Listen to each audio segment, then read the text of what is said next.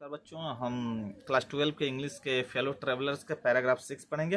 अब paragraph 6 starting से आई टूक अप माई पेपर्स और एंडिंग है नाइट्स अगेन परहैप्स पर ये खत्म हो रहा है। तो हम आते हैं now the start of the paragraph. Listen to be carefully. Most important of this paragraph या others lessons CITC meaning powers. If you have the meaning powers, so we can say easily explain in one words. Thank you. Now the starts topic. I took up my paper. मैंने अपने paper को लिया, मैंने अखबार को लिया. And he came. और फिर से वहाँ आया. And sat on it. और बैठ गया. मैं बोला foolish fellow.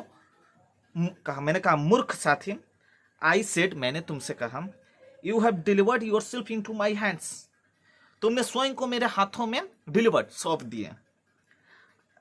I have but give the respectable weekly organ opinion smocks on board the cover and you are a crops.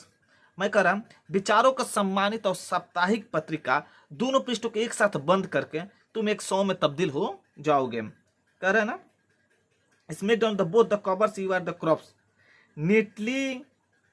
अब आगे बोल रहा है,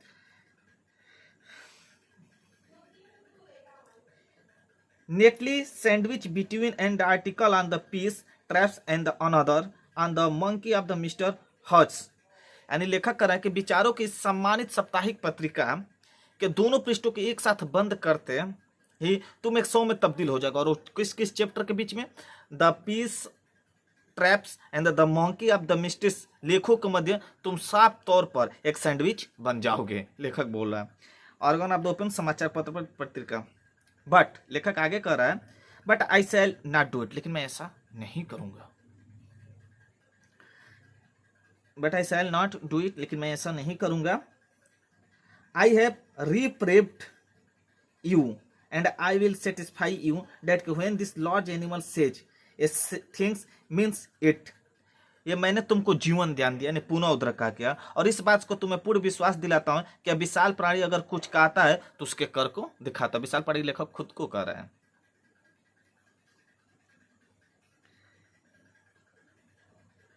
moreover I no longer desire to kill you. अब मुझे तुमको मारने की कोई इच्छा नहीं है. थ्रो नोइंग यू बेटर, ये तुम जानते हो. I have come to feel sale I same. कह रहा है अब तुम्हें मारने की इच्छा और तुम मुझे अधिक समझने के पश्चात मुझे तुम्हारे प्रति एक प्रकार का लगाव महसूस होता है. एक और है, सेल ऐसे a sort of affection for you, मुझे तुम्हारे प्रति अफेक्शन से नहीं लगाव महसूस होता है.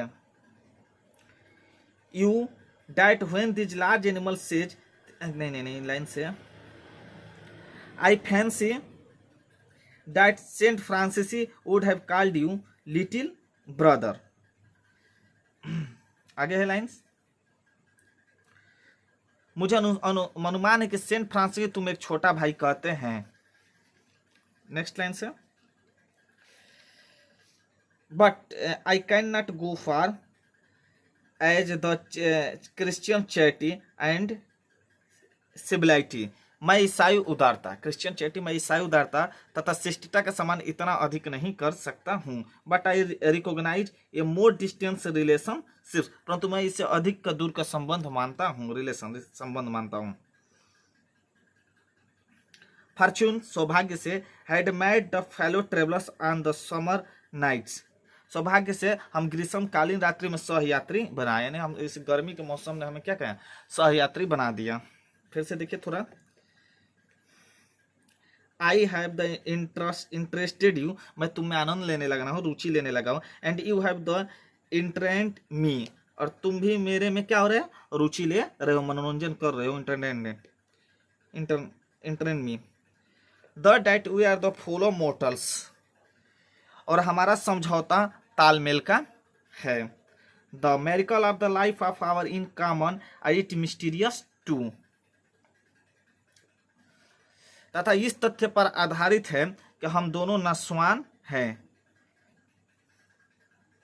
जीवन के चमत्कार तथा रहस्य हम दोनों में क्या है, समान है. आई सपोज, मैं आशा करता हूं, you don't know do anything about your journey, मैं समझता हूं कि तुम अपनी यात्रा के संदर्भ में कुछ नहीं जानते हो. आई एम नॉट श्योर, मुझे पूरा तरह से मैं श्योर नहीं हूँ, निश्चय नहीं हूँ, डेट के I know much about mine, कि तुम भी मेरे बारे में उतना नहीं जानते हो। We are really when you come to think of it.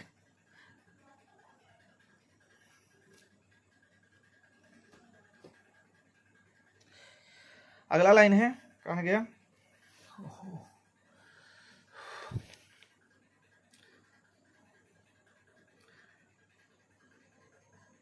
We are really, मैं वास्तव में, when you come to think of it, तुम भी जब इसके यदि विचार किया जाए तो हम दोनों बहुत क्या हैं, एक समान हैं। ए गुड, अब देखो, we are really you to come to think a good deal like just apprehensions that and there are not.